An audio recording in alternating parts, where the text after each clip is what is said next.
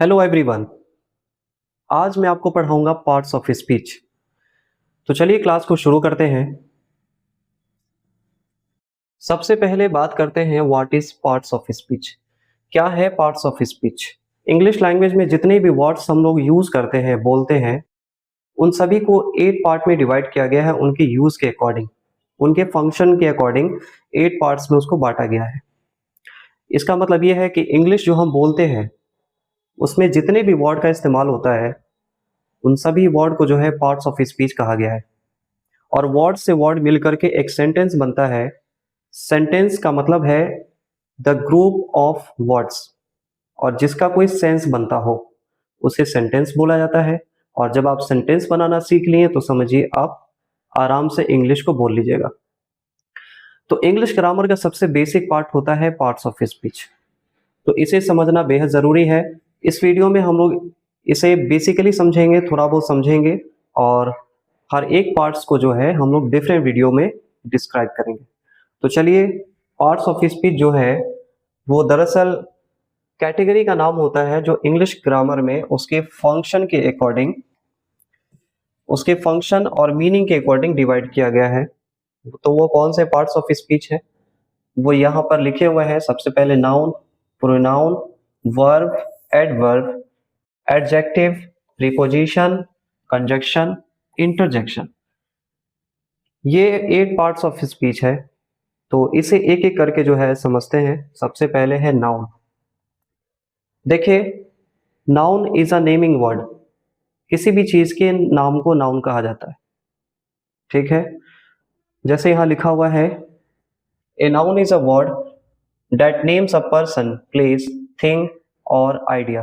किसी भी चीज के नाम को नाउन कहा जाएगा, चाहे वो किसी व्यक्ति का नाम है, चाहे वो किसी जगह का नाम है, चाहे वो किसी ऑब्जेक्ट का नाम है, चाहे वो किसी आइडिया का नाम है।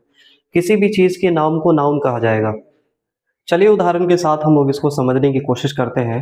अगर हम किसी व्यक्ति की बात करें तो कोई व्यक्ति टीचर होता है, कोई लड़का होता है, और किसी का कोई खास नाम होता है। ये सभी नाउन कहलाएगा।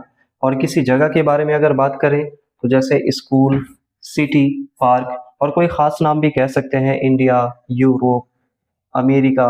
बहुत सारे जो है नाम होते हैं। किसी ऑब्जेक्ट की अगर बात करें तो किताब है ना, यानी बुक, कार, ट्री, और pen, desk, table, duster, ETC. दुनिया में जो भी ऑब्जेक्ट है जिसके कुछ नाम है, सबको नाउन कहा जाता है। मुझे उम्मीद है कि ये क्लियर हो गया होगा। चलिए इसके बाद हम लोग बात करते हैं प्रोनाउन के बारे में। प्रोनाउन दरअसल नाउन की जगह पे इस्तेमाल किया जाता है ताकि नाउन का रिपीटेशन को अवॉइड किया जाए। यानी बार बार जो नाम, किसी का नाम अगर रिपीट हो रहा है तो उसे अवॉइड किया जाए। जैसे किसी के बारे में अगर बात हो रही है, Ram is a good boy, he wakes up early, he study. बहुत सारे एग्जाम्पल्स है। ठीक है, तो उसकी जगह पे हम लोग इस्तेमाल करते हैं। जैसे यहाँ पे लिखता हूँ, Ramesh is a good boy, he helps others, he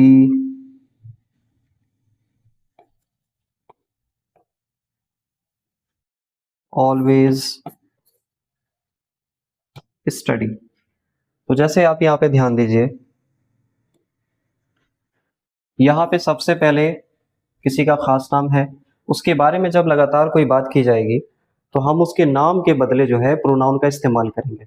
जैसे रमेश के बारे में बात हुई, यहाँ पे Ramesh is a good boy, he helps others, he always study. तो ये जो वर्ड आप देख रहे हैं, ये वही प्रोनाउन कहलाता है। तो ऐसे बहुत सारे प्रोनाउन होते हैं। जैसे लड़कों के लिए ही, लड़कियों के लिए शी, और नॉन लिविंग थिंग्स के लिए जो है इट का इस्तेमाल होता है। और हम सभी के लिए जब कोई बात की जाएगी तो वी, उसके बाद दे, मी, हिम, हर, अस, देम। तो ऐसे बहुत सारे प्रोनाउंस हैं जो कि हम लोग नाउन के बदले इस्तेमाल करते हैं। ठीक है, तो चलिए इसके बाद हम लोग बात करें वर्ब के बारे में। What is verb? वर्ब की डेफिनेशन ये है कि ये सेंटेंसेस में किसी एक्शन को या फिर स्टेट ऑफ बीइंग को दर्शाता है। यानी सेंटेंसेस में अगर कोई काम हो रहा है, कोई क्रिया हो रहा है, तो उसे जो है वो ज़ाहिर करता है। और या फिर अगर सेंटेंसेस में अगर किसी चीज़ का होना बताया जा रहा है, चाहे वो कुछ भी हो, होना काफ़ी है, यानी होना अगर बता रहा है, स्टेट ऑफ बीइंग है, तो वो भी वर्ब कहलाता है। और ये चीज़ हमेशा याद रखिएगा, वर्ब जो है किसी भी सेंटेंस का इंजन की तरह होता है। जैसे कोई गाड़ी बिना इंजन का नहीं चल सकती, ठीक है? तो उसी तरह से कोई भी सेंटेंस बिना वर्ब का नहीं बनता है। दुनिया में जो भी सेंटेंस है, वो वर्ब उसके अंदर कुछ ना कुछ, कोई ना कोई वर्ब मौजूद होता है। तो चलिए सबसे पहले बात करते हैं, कुछ एग्ज़ाम्पल ले लीजिए। जैसे एक्शन के तौर पे अगर बात करें, तो जैसे रन, जंप, ईट, थिंक यानी दौड़ना, खाना, पीना, खेलना, कूदना, सोचना, ये मेंटल एक्शन है और ये सारे फिजिकल एक्शन है। मेंटल एक्शन मतलब जो हम लोग दिमागी तौर पे जो कोई काम करते हैं, जैसे रिमेंबर, डिसीजन मेकिंग, उसके बाद जो है बहुत सारे मेंटल एक्शंस होते हैं, तो ये सभी वर्ब कहलाता है। इसके बाद अगर स्टेट ऑफ बीइंग की बात करें या कोई चीज़ होना, जैसे कि इज़, जैसे ही इज़ स्टूडेंट, वह छात्र है ना? ही इज़ टीचर, तो ये सब जो है, इज़ मतलब है I am a boy, we are happy, हम लोग खुश हैं, ही वाज सैड, वह खुश था। तो मतलब इसमें स्टेट ऑफ बीइंग समझ में आ रहा है, यानी कुछ ना कुछ होना, ठीक है? चलिए इसके बाद बात करते हैं एडजेक्टिव के बारे में कि क्या होता है एडजेक्टिव। तो यहाँ डेफिनेशन लिखा हुआ है, an adjective is a word that describes और मॉडिफाइज ए नाउन और ए प्रोनाउन। नाउन या फिर प्रोनाउन की जो विशेषता बताता है, उसे कहते हैं adjective. It provides more information about A nouns qualities. Noun की क्वालिटी के बारे में वो ज्यादा इंफॉर्मेशन देता है कि वो नाउन कैसा है, ठीक है? जैसे एग्जाम्पल के तौर पे ब्यूटीफुल, शी इज ब्यूटीफुल, यहाँ पे शी के बारे में बताया जा रहा है, किसी के बारे में बात की जा रही है कि वह बहुत खूबसूरत है। द पेन इज रेड, कलम जो है लाल है। ही इज हैप्पी, वह खुश है, ठीक है? उसके बाद जो है Ramu is a tall boy, यानी रामू लंबा लड़का है। दिस इज इंटरेस्टिंग बुक, ठीक है? ये बहुत ही दिलचस्प किताब है। तो ये यहाँ पे जाहिर हो रहा है कि यहाँ पे किसी नाउन की विशेषता बताई जा रही है, क्वालिटी बताई जा रही है, ठीक है? तो मुझे उम्मीद है ये आप लोगों को समझ में आ गया होगा। इसके बाद हम लोग बात करेंगे एडवर्ब के बारे में कि एडवर्ब क्या है। यहाँ लिखा हुआ है, an adverb modifies a verb, verb को मॉडिफाई करता है, यानी वर्ब की विशेषता बताता है। एन एडजेक्टिव, ठीक है? और अनदर एडवर्ब, या फिर ये जो है एडजेक्टिव को मॉडिफाई करेगा, यानी एडजेक्टिव की विशेषता बताएगा, या फिर जो है किसी और एडवर्ब की जो है विशेषता बता सकता है। It often tells how, when, where, to what extent something happens. ये अक्सर ये भी बताता है, ऑफ्टन मतलब अक्सर, ठीक है? इट ऑफ्टन टेल्स हाउ, यानी ये भी चीज बताता है कि वो कोई भी चीज कैसे है, कब हुआ, कहाँ हुआ, क्या हुआ, मतलब किसी चीज के बारे में रिलेट करके वो बता देता है। चलिए तो एग्जाम्पल के तौर पे हम लोग इसे समझने की कोशिश करते हैं। तीन चार एग्जाम्पल आपके सामने हैं, जिससे आपको थोड़ा बहुत समझ में आ जाएगा। जैसे कि quickly, he he runs quickly, या फिर ही रन्स वेरी फास्ट। यहाँ पे वेरी लगा हुआ है, यानी बहुत ज्यादा। I am here, yesterday, well, okay. तो ये जो वर्ड्स हैं, ये किसी, ये जो है या कोई वर्ब की विशेषता बताएगा, या फिर किसी एडजेक्टिव की विशेषता बताएगा, या फिर वो एडवर्ब की विशेषता बताएगा, ठीक है? तो वर्ब एक अपने आप में ही बहुत ही लॉन्ग टॉपिक है, और इस वर्ब को पूरा कंप्लीटली डिस्क्राइब करना इस एक वीडियो में पॉसिबल नहीं है, ठीक है? तो मैं इसे अगली वीडियो में अच्छी तरह से एक्सप्लेन करूंगा कि वर्ब क्या होता है और इसके कितने टाइप्स होते हैं और कौन सा टाइप जो है कब यूज होता है, कहाँ यूज होता है। इसके बारे में आप लोग को अगली वीडियो में अच्छे से बताऊंगा, ठीक है? तो चलिए इसके बाद हम लोग बात करते हैं प्रीपोजिशन के बारे में। प्रीपोजिशन देखिए, प्रीपोजिशन एक ऐसा पार्ट ऑफ स्पीच है जो कि नाउन से पहले आकर किसी और दूसरे नाउन के बीच का जो है रिश्ता को जाहिर करता है कि इन दोनों के बीच में क्या कनेक्शन है। जैसे यहाँ लिखा हुआ है, ए preposition is a word that shows the relationship between a noun और ए प्रोनाउन, यानी नाउन या फिर प्रोनाउन के दरमियान जो रिश्ता है, जो रिलेशनशिप है, वो बताता है। तो बच्चे अक्सर इसी में कंफ्यूज हो जाते हैं प्रीपोजिशन और कंजक्शन में। तो देखिए दोनों का मीनिंग बिल्कुल डिफरेंट है आप में ही, ठीक है? बहुत ज़्यादा अलग है। इससे जो है ज़्यादा कंफ्यूज मत होइएगा। प्रीपोजिशन की बात करेंगे अगर, तो देखिए, और ये जो है प्रीपोजिशन अक्सर एक और चीज़ यहाँ पे ध्यान दीजिए, सॉरी एक चीज़ मैं छोड़ दिया हूँ, and another word in the sentence, या फिर कोई सेंटेंसेस में अगर कोई दूसरा वर्ड इस्तेमाल हो रहा है तो उसके साथ नाउन का क्या रिलेशन है, क्या रिश्ता है, क्या संबंध है, वो बताएगा। और ये जो है अक्सर किस लोकेशन, टाइम या फिर किसी डायरेक्शन को भी ज़ाहिर करता है। चलिए तो इसे एग्जांपल के तौर पे समझने की कोशिश करते हैं। जैसे आपके सामने जो है कुछ प्रीपोजिशन दिया हुआ है, जैसे इन, ऑन, एट। जैसे he is in the school, मैं यहाँ लिख रहा हूँ he is in the school. यहाँ पे जो इन है ना, इन का मतलब होता है अंदर, वह स्कूल में है, स्कूल के अंदर है। तो ये जो है नाउन, या सॉरी ये जो प्रोनाउन है और ये जो नाउन है, इन दोनों के बीच में जो रिश्ता है ना, वो यहाँ पे प्रीपोजिशन ने बताया। बस ये संबंध बताएगा। जैसे the book is on the table, I am at खिरमा, ठीक है?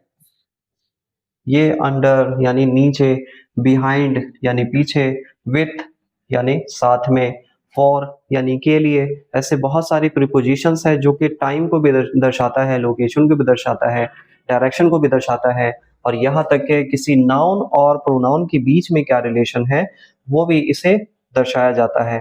तो मुझे उम्मीद है आप लोग को इसका इस्तेमाल समझ में आ गया होगा, प्रीपोजिशन का इस्तेमाल कब होता है और क्यों होता है, ठीक है? चलिए आगे अगर बात करें तो आगे आता है कंजक्शन। जैसा कि मैंने आपको पहले कहा था, ये दोनों अपने आप में बहुत ही डिफरेंट है। तो चलिए पहले इसका जो है डेफिनेशन पढ़ने की कोशिश करते हैं। A conjunction is a word that joins words, phrases और क्लॉजेस। कंजक्शन जो होता है दो वर्ड्स को आपस में जोड़ने का काम करता है, ना कि संबंध बताने का। ये दोनों वर्ड्स जो है जोड़ता है। और एक और चीज ध्यान में रखिएगा, कंजक्शन जो है हमेशा सेम चीजों को जोड़ता है और या फिर सेम चीजों के बीच का जो है फर्क को जाहिर करता है, ठीक है? ये हमेशा बहुत ही एहतियात के साथ जोड़ता है। कभी भी डिफरेंट डिफरेंट चीज के बीच में एंड नहीं लगाया जा सकता, उसके बीच में और का इस्तेमाल होता है, या, ठीक है? जैसे कुछ कंजक्शन दिया हुआ है एंड, जैसे मोहन एंड सोहन, ठीक है? यहाँ पे लिख देता हूं मोहन एंड सोहन, यानी ये जो एंड है कंजक्शन, इन दोनों नाउन को जोड़ दिया आपस में, ठीक है?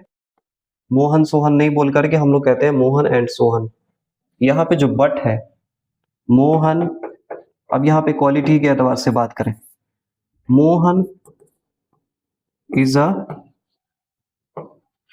Good boy but he is not good in study. यहाँ पे ध्यान दीजिए, यहाँ पे एंड क्यों नहीं आया? क्योंकि यहाँ पे इसकी क्वालिटी बताई गई थी गुड। रामू एक अच्छा लड़का है, लेकिन यहाँ पे बताया he is not good, but he is not good in study. यहाँ पे बट इसलिए लगाया गया क्योंकि दोनों ही क्वालिटी अपने आप में बिल्कुल ही अलग होती है, ठीक है? यानी मोहन जो है एक अच्छा लड़का है, लेकिन यानी बट, लेकिन वह पढ़ाई में अच्छा नहीं है, ठीक है? अगर वो पढ़ाई में अच्छा होता तो यहाँ पे बट की जगह पे एंड का इस्तेमाल होता।